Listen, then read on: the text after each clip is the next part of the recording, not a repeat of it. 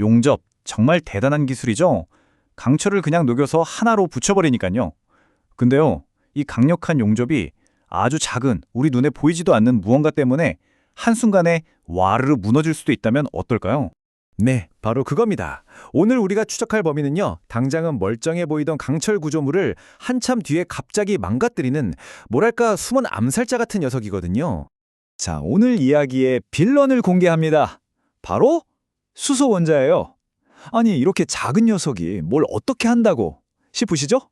일단 이 녀석이 어떻게 용접부 속으로 잠입하는지 그 현장부터 같이 가보시죠. 자, 보세요. 과정은 이렇습니다. 첫째, 공기 중에 있는 아주 평범한 수분, 그러니까 물이죠.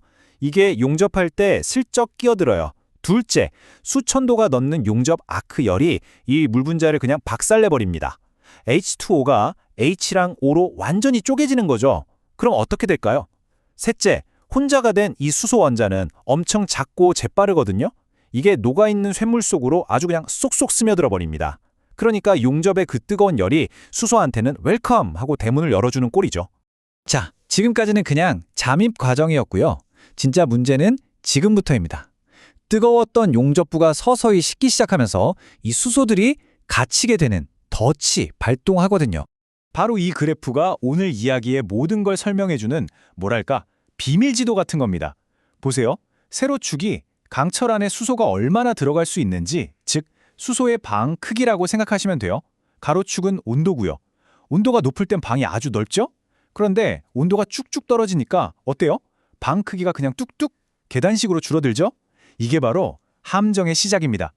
이게 어떤 상황이냐면요. 우리가 꽉 찬 만원 지하철에 있는데 갑자기 양쪽 벽이 막 나를 향해 좁혀온다고 상상해보세요. 어떡하겠어요? 막 밀려나겠죠? 지금 강철 속 수소 원자들이 딱 그 신세가 된 겁니다. 갑자기 살 곳이 없어지는 거예요. 자, 그럼 첫 번째 비상사태는 언제 발생할까요? 바로 저 지점. 펄펄 끓던 쇳물이 식어서 고체로 딱 굳어지는 그 순간입니다. 온도로 치면 약 1500도 정도 되겠네요. 액체일 때는 원자들이 자유롭게 돌아다니니까 수소가 숨을 공간이 많았는데 고체로 딱 굳으면서 원자들이 착착 줄 서잖아요. 그러니까 갑자기 수소가 머물 공간이 확 줄어드는 겁니다. 거의 절반으로요. 이때 쫓겨난 수소들이 하다가 빠져나가지 못하고 그대로 갇히면 그게 바로 용접부 안에 생기는 구멍, 기공이 되는 겁니다. 일종의 가스 거품 같은 거죠. 근데 이 기공은 사실 애교 수준입니다. 진짜 무서운 건 지금부터예요. 용접이 다 끝나고 한참 뒤에 터지는 시한폭탄이 남아있거든요. 온도가 더 식어서 910도 근처가 되면요, 강철의 내부 구조가 한 번 더 바뀝니다. 더 촘촘한 구조로요. 이때 수소가 있을 방은 거의 창고 수준으로 줄어들어요. 그러다 완전히 식어서 우리가 생활하는 상황이 되면 방이 아예 사라집니다. 제로예요, 제로. 이제 수소들은 정말 갈 곳 없는 신세가 된 거죠. 이렇게 오갈 데 없어진 수소 원자들이 뭘 하겠어요? 금속 내부를 막 떠돌아다니다가 아주 작은 틈 같은 약한 곳을 찾아내요. 그리고 거기서 자기들끼리 뭉칩니다. 혼자일 땐 원자 H였는데 둘이 합쳐서 분자 H2가 되는 순간 이때부터 내부에서 폭탄이 터지는 것 같은 엄청난 압력을 만들어내기 시작합니다. 안에서부터 강철을 밀어내는 거죠. 자, 이게 바로 저온균열이라는 최악의 시나리오를 만드는 세 가지 조건입니다. 마치 재앙을 부르는 레시피 같아요. 첫째, 방금 말한 갈 곳 잃은 수소가 있어야 하고요. 둘째, 금속 조직 자체가 단단하긴 한데 엿가락처럼 툭 부러지기 쉬운 취성 조직이어야 해요. 대표적으로 마르텐사이트 같은 거죠.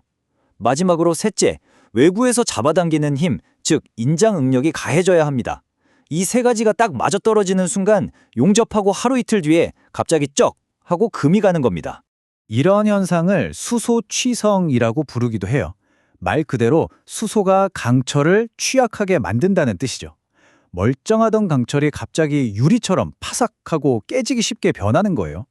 그리고 나중에 그 깨진 단면을 현미경으로 들여다보면요, 저렇게 하얗게 반짝이는 은점, 영어로는 fish eye라고 불리는 수소가 남긴 범행의 증거가 딱 나타납니다. 자, 그럼 정리해볼까요? 수소가 일으키는 문제는 크게 세 가지입니다. 쇳물이 굳을 때 생기는 기공, 이건 좀 급하게 쫓겨나다 생긴 거고요. 시간이 지나서 터지는 시한폭탄, 저온균열, 이게 제일 위험하죠. 그리고 강철 자체를 약골로 만드는 수소 취성. 원인, 과정, 결과가 이제 좀 명확하게 보이시죠? 그럼 이제 이 골치 아픈 녀석을 어떻게 막을 수 있는지 그 해결책을 알아봐야겠죠? 좋습니다. 이제 우린 적이 누군지 그리고 뭘 하는지 다 알았습니다. 그럼 어떻게 막아야 할까요? 이제부터는 이 보이지 않는 적과 싸우는 엔지니어들의 필살기를 하나씩 살펴보겠습니다. 가장 좋은 방법은 뭘까요? 맞습니다. 아예 못 들어오게 원천 봉쇄하는 겁니다. 용접하기 전에 용접봉이나 강철 표면의 수분을 아주 박싹 말려버리는 거죠. 수소의 재료인 물 자체가 없으면 이런 골치 아픈 일도 없겠죠.